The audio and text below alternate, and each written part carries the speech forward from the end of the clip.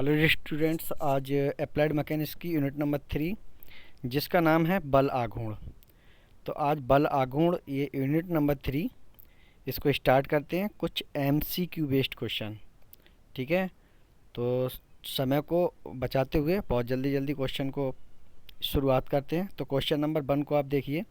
बल द्वारा घुमाने की प्रवृत्ति को कहते हैं, यानी बल जो है, बल द्वारा घुमाने की प्रवृत्ति यानी टेंडेंसी ऑफ फोर्स, यानी किसी वस्तु को कोई बल अगर घुमाता है, उस पर किसी वस्तु पर बल का घुमाऊ प्रभाव है ना, तो वो क्या कहलाता है? बल आघूर्ण। ठीक है, ऑप्शन नंबर 20 का ठीक है, मैंने लगा रखे हैं ऑप्शन। और ये अगला क्वेश्चन नंबर 2 है। तो क्वेश्चन नंबर 2 के लिए देखते हैं। बल का आघूर्ण होता है, तो फार्मूला जस्ट इसमें पूछा क्वेश्चन नंबर 2 में कि बल का आघूर्ण होता है ना। तो बल का आघूर्ण क्या होता है?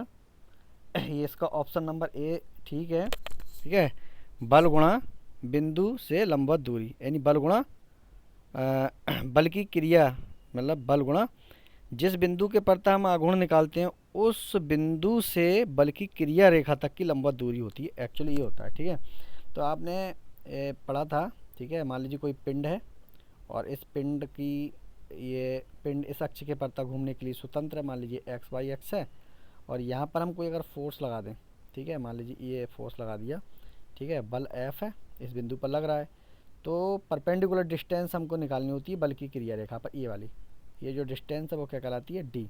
बिंदु ओ के परताप ये घूमने के लिए स्वतंत्र है कोई पिंड, या फिर अक्ष एक्स वाई के परता घूमने के लिए स्वतंत्र है, और इस पिंड पर बल एफ अगर लगा रहे हैं तो इसकी जो डेफिनेशन है, फार्मूला है, ठीक है, बल गुणा बल की क्रिया रेखा से उस बिंदु तक की लंबवत दूरी के गुणनफल को बलाघूर्ण कहते हैं। ठीक है, तो अगला आपका क्वेश्चन नंबर 3 जो है वो लिखा हुआ है बल आघूर्ण का मात्रक होता है। तो वही बल आघूर्ण का मात्रक, बल आघूर्ण का फार्मूला आपने जैसा कि अभी देखा, बल आघूर्ण का फार्मूला क्या होता है?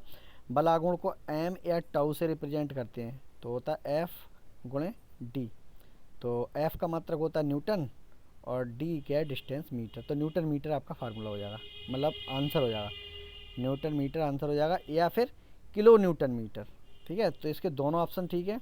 अगर एक कोई दिया हुआ है, ठीक है, न्यूटन मीटर, तो आप इसी पे आंसर लगाएंगे, और अगर किलो न्यूटन मीटर दे रखा है तो ये भी आपका आंसर हो जाएगा। लेकिन एग्ज़ाम में आपको कोई एक ही दिया होगा, या फिर दे रखा होगा सी अथवा डी सही है। ठीक है, समझ गए ना। क्वेश्चन नंबर 4 पे देखते हैं। 4 क्या है? 4 को एक बार पढ़ लो। ठीक है, कोई बल अपनी क्रिया रेखा पर स्थित बिंदुओं पर केवल उत्पन्न करता है। ठीक है, तो क्या उत्पन्न करता है? सरल रेखीय गति। ठीक है, सिंपल लीनियर मोशन। तो कोई बल अपनी क्रिया रेखा पर स्थित बिंदुओं पर केवल उत्पन्न करता है क्या? ये आपका ऑप्शन नंबर ए ठीक हो जाएगा। ठीक है, ऑप्शन नंबर ए ठीक है। अब अगला क्वेश्चन देखिए, क्वेश्चन नंबर 5। उत्तोलक प्रकार की होती है ना, उत्तोलक प्रकार की होती है। तो यहाँ पर थोड़ा सा छूटा हुआ है। उत्तोलक है ना, सरल उत्तोलक एक प्रकार की मशीन होती है ना। तो यहाँ पर हमको लिखना है यानी सरल। ठीक है, इस तरह से होगा पूरा क्वेश्चन। सरल लीवर या सरल उत्तोलक एक प्रकार की मशीन होती है। तो क्या होती है? आंशिक मशीन। यानी उत्तोलक कंप्लीट मशीन नहीं है, आंशिक मशीन कहते हैं। यानी उत्तोलक किसी मशीन का एक पार्ट होता है। ठीक है, तो आप ध्यान रखेंगे, उत्तोलक यानी सरल उत्तोलक एक प्रकार की मशीन होती है। कौन सी मशीन? आंशिक मशीन। ठीक है, पार्शियल मशीन। तो इसका बी ऑप्शन आपका ठीक हो जाएगा। समझ रहे हैं? ठीक है, देखिए क्वेश्चन नंबर 6 को देख लेते हैं।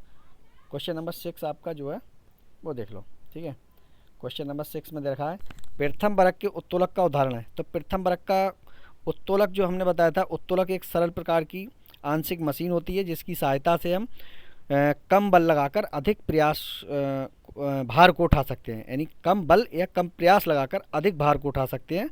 वो हमारे पास मशीन क्या, आंशिक मशीन क्या कहलाती है? उत्तोलक, है ना।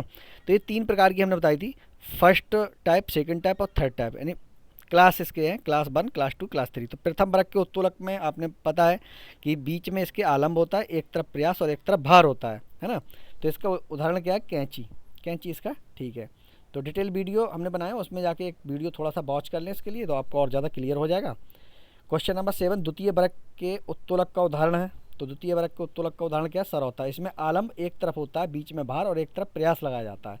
ठीक है, सरौता जिससे हम क्या करते हैं, आम वगैरह काटते हैं। ठीक है, ये होता है, यहाँ पर काटते हैं। ये क्या होता है? भार लगा होता है यहाँ पर W। ठीक है, ये होता है आलम्ब F, और इधर क्या लगाते हैं? प्रयास। तो ये हमारे पास द्वितीय प्रकार के उत्तोलक का उदाहरण हो गया। ठीक है, तृतीय वर्ग के उत्तोलक का उदाहरण चिमटा हो गया। ठीक है, इसमें क्या होता है? चिमटा ये रोटी पकड़ने वाला। ठीक है, यहाँ ये इसका आलम्ब हो गया, बीच में इसके क्या लगाते हैं? प्रयास, और यहाँ पर होता है क्या? लोड। ठीक है, भार, रोटी पकड़ते हैं वो भार। तो आपको ये ध्यान रखना है। ठीक है, तृतीय वर्ग का उत्तोलक का उदाहरण क्या है? चिमटा। निम्न में से कौन सा सही है? ठीक है, प्रथम वर्ग के उत्तोलक के लिए कौन सा सही है? ठीक है, तो इसका ऑप्शन नंबर बी देखिए, इसमें लिखा आलम्ब F, भार W तथा प्रयास P के बीच में होता है। तो पहला ही इसका ठीक है। देखो मैं आपको बता दूं, झूला झूलने वाला बच्चों का जो शीशा वाला होता है ना झूला, एक तरफ ये और एक तरफ ये ना, यहाँ पर क्या कोई भार रखा होता है और एक तरफ कोई बच्चा यहाँ बैठ जाता है ना, शीशा इसका एग्जाम्पल है। ठीक है, प्रथम वर्ग जिसमें आलम्ब क्या होता है? बीच में। आगे देखिए क्वेश्चन नंबर 10, उत्तोलक का यांत्रिक लाभ होता है। यांत्रिक लाभ मतलब कोई भी हो तो यांत्रिक लाभ क्या होता है? मैकेनिकल एडवांटेज, है ना, भार बटे प्रयास। ये हमारे पास भार बटे प्रयास जो है वो क्या होता है? उत्तोलक का मैकेनिकल एडवांटेज। तो मैकेनिकल एडवांटेज आपको समझ में आ गया। ठीक है, MA, जिसको मैंने बताया था MA बराबर क्या होता है? W/P। ठीक है, तो ये उत्तोलक का यांत्रिक लाभ हो गया। और अगला क्वेश्चन है, ठीक है, आगुणों के सिद्धांत के अनुसार, यानी आगुणों का सिद्धांत क्या कहता है, ये हमें इसमें देखना है। ठीक है, तो आगुणों का सिद्धांत, प्रिंसिपल ऑफ मूवमेंट, है ना। तो मैंने बताया था प्रिंसिपल ऑफ मूवमेंट एक्चुअली देखिए सिंपली ये होता है, यानी सिग्मा ऑफ M, यानी लेफ्ट हैंड साइड के आगुणों का योग बराबर राइट हैंड साइड के आगुणों का योग, या फिर हम कहते हैं वामावर्त आगुणों का योग बराबर दक्षिणावर्त आगुणों का योग। ठीक है, तो हमारे पास क्या कहलाता है? आगुणों का सिद्धांत कहलाता है। ठीक है, तो यहाँ पर कुछ डिटेल में लिखा हुए हैं, 4 ऑप्शन है। ठीक है, जिसका ऑप्शन नंबर C ठीक है। तो जो ठीक है उसी को हम केवल पढ़ रहे हैं यहाँ पर, ऑप्शन नंबर C को। ऑप्शन नंबर C में क्या दे रखा है? यदि समतलीय बलों का निकाय संतुलन में है, यानी किसी निकाय पे बहुत सारे बल लगे हुए हैं, तो उस तल में स्थित किसी बिंदु के सापेक्ष उनके आघूर्णों का बीजगणितीय योग शून्य होता है। ये भी आपका ठीक होगा। ठीक है, आघूर्णों का बीजगणितीय योग शून्य कहें, या फिर हम कहें लेफ्ट हैंड साइड के आघूर्ण बराबर राइट हैंड साइड के आघूर्ण, यानी दक्षिणावर्त आघूर्णों का बीजगणितीय योग बराबर वामावर्त आघूर्णों का बीजगणितीय योग। ठीक है, तो ये आपका ठीक है, और यहाँ पर हमने इसको लिख रखा है। ठीक है, आप पढ़ सकते हैं इसको, देखिए ये लिखा हुआ है। ठीक है,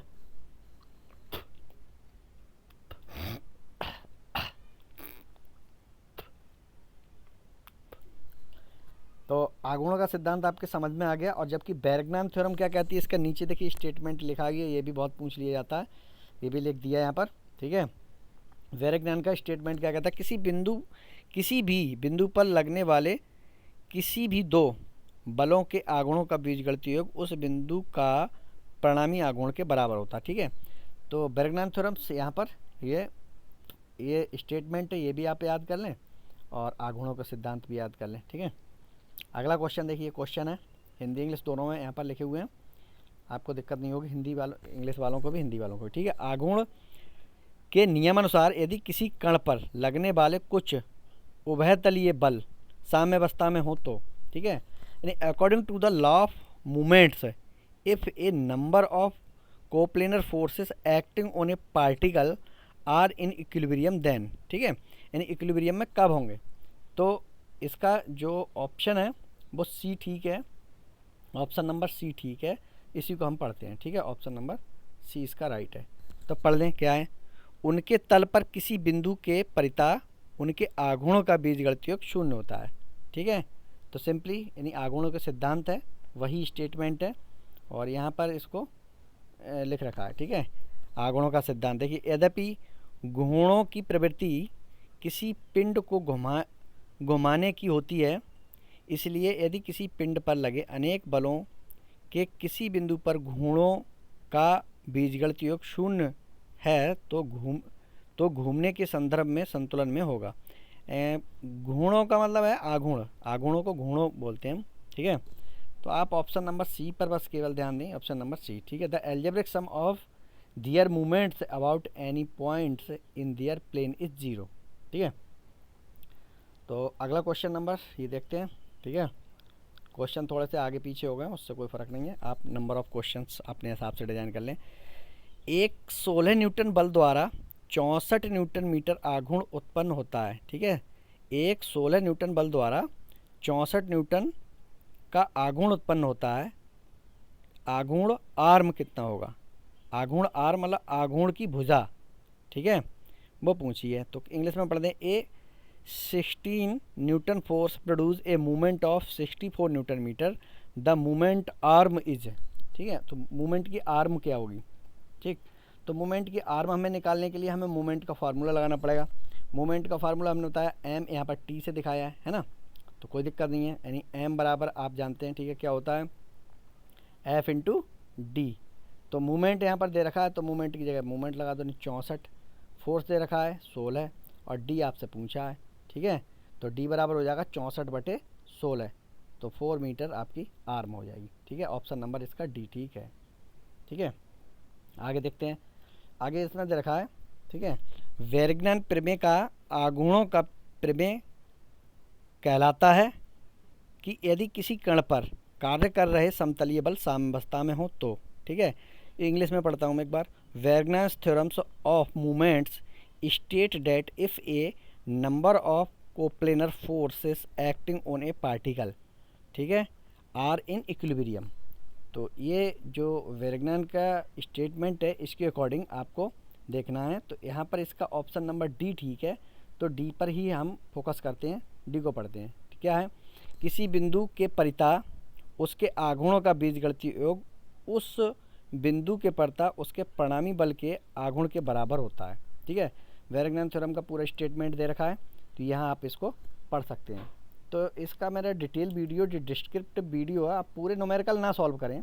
मैं ये नहीं कह रहा हूँ कि आप सभी मेरे डिस्क्रिप्टिव वीडियो को देखें, आप उसमें से कुछ पॉज करके कुछ अपने काम का नोट कर लें। जैसे वेरग्नैन थ्योरम है, वहाँ मैं बोर्ड पे आया हूँ, ठीक है, बोर्ड पे आके मैंने प्रॉपर समझाया है। तो आप इंट्रोडक्शन वीडियो और जो मोस्ट इम्पोर्टेंट कोई टॉपिक है उस पर रिलेटेड आप उसको वहाँ से वॉच करें तो ज़्यादा अच्छा है, ठीक है। ये भी आप नोट करें, ये तो क्वेश्चन है ही है, बहुत इंपॉर्टेंट क्वेश्चन है। टोटल क्वेश्चन बोर्ड में या किसी कम्पिटिटिव एग्जाम में आए हुए हैं। यहाँ से आपका बाहर जाने का बहुत ही कम चांस है कि आपको क्वेश्चन एग्जाम में ना मिले, ठीक है। सिंपली मिलेंगे तो मैं काफ़ी बहुत ज़्यादा गहराई से आपको पढ़ा रहा हूँ। तो आगे क्वेश्चन है, वेरग्नैन का प्रमेय निम्नलिखित से संबंधित है। वेरग्नैन का प्रमेय निम्नलिखित से संबंधित है। तो इस क्वेश्चन में देखिए किससे संबंधित है। पहला है आघूर्ण सिद्धांत, संवेग सिद्धांत, ठीक है, बल सिद्धांत, जड़त्व सिद्धांत। तो ए ऑप्शन आपका ठीक है, क्योंकि वेरग्नैन का थ्योरम जो है प्रिंसिपल ऑफ मूवमेंट से रिलेशन रखता है, ठीक है। तो यहाँ पर इसका आंसर लिख रखा है, ये भी आप देख सकते हैं, ठीक है। अगला क्वेश्चन देखते हैं, आघूर्ण की इकाई होती है, ठीक है, आघूर्ण या बल आघूर्ण की इकाई होती है। ये क्वेश्चन पहले भी आ चुका है, मैंने बताया, ठीक है। क्या होता है, न्यूटन मीटर या किलो न्यूटन मीटर, ठीक है। बी ऑप्शन इसका ठीक है, या तो किलो में दे रखा होगा या केवल ये, ठीक है, न्यूटन मीटर। टाउ बराबर एफ इंटू डी लेते हैं, ठीक है। टाउ बराबर एफ इंटू डी या एम बराबर एफ इंटू डी, कोई भी आप देख सकते हैं इसमें से, ठीक है। तो यहाँ पर जो वेरग्नैन थ्योरम है उसको आप बहुत अच्छे से एक बार स्टेटमेंट को मैं फिर से बता दे रहा हूँ, ठीक है। देखिए पिछले क्वेश्चन पे जंप कर रहे हैं। इस प्रमेय के अनुसार दो समतलीय बलों के उनके तल में ही स्थित किसी बिंदु के परता, ठीक है, दोनों बलों के आघूर्णों का बीजगणितीय योग उसी बिंदु के परता उन बलों के परिणामी के आघूर्ण के बराबर होता है, ठीक है। वेरग्नैन थ्योरम काफ़ी इंपॉर्टेंट है। जैसे मैं यहाँ पर आपको एक एग्जांपल के थ्रू बता दे रहा हूँ, ठीक है। मान लीजिए ये मेरे पास है, ठीक है, कोई एक्स वाई एक्सेस है, ठीक है। ये बिंदु मेरे पास मैंने मान लिया कोई ओ बिंदु है ना। अब इस एक्स वाई तल में, ठीक है, एक बल मान लीजिए ये लग रहा है, जिसको मैंने कह दिया F1, और एक बल लग रहा है मेरे पास F2, ठीक है। F1 और F2 बल हैं। तो मैं क्या करूँगा, बिंदु कोई भी ले लूँ, ठीक है, बिंदु मैं मान लीजिए यहाँ पर ले रहा हूँ कोई बिंदु, ठीक है, मान लीजिए बिंदु ए ले लिया। इस ए बिंदु के पड़ता मुझे मूवमेंट निकालना है, ठीक है।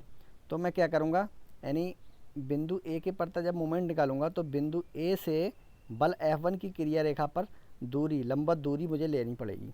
तो मैं यहाँ पर क्या करूँगा, यानी ये मैं कह दे रहा हूँ मान लीजिए D1 है, ठीक है।